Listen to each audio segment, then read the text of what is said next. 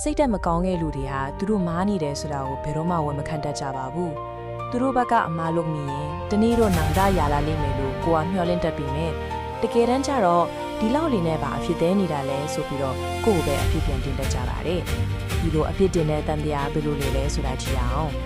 အစားပထမသူတို့ကတင့်ကိုထိခိုက်အောင်လုပ်တယ်အဲ့ဒီခါတင်ကနာကျင်ကြောင်းတုံ့ပြန်ပြသလိုက်တယ်ဒါပေမဲ့သူတို့ကတာဝန်ယူမှုကိုရှောင်ရဲလိုက်ပြီးပြဿနာရဲ့တရားခံဟာတင်းရဲ့တုံ့ပြန်မှုသာဖြစ်တယ်လို့ပုံဖော်ကြတယ်တချို့ဆိုအဲ့ဒီမှာတင်ရက်ပြီးနဲ့တင်းရဲ့ဂုံတိတ်ခါကိုပါထပ်မံထိခိုက်စေတဲ့စကားတွေနဲ့တိုက်ခိုက်လာပါတယ်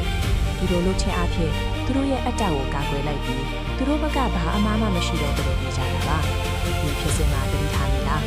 နောင်တဆိုတဲ့အရာလုံးဝပြောင်းဆုံးနေပါတယ်ဘာလို့လဲဆိုတော့တကယ်နောင်တဆိုတာကိုချင်းစာတရားရှိမှဖြစ်ပေါ်လာတာပါ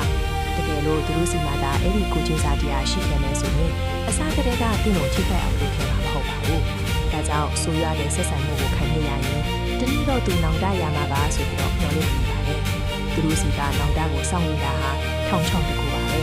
ခုပေါင်ကိုခိုက်ခဲမှချပြီးရှေ့ဆက်သွားဖို့ကဒါအရေးကြီးပါတယ်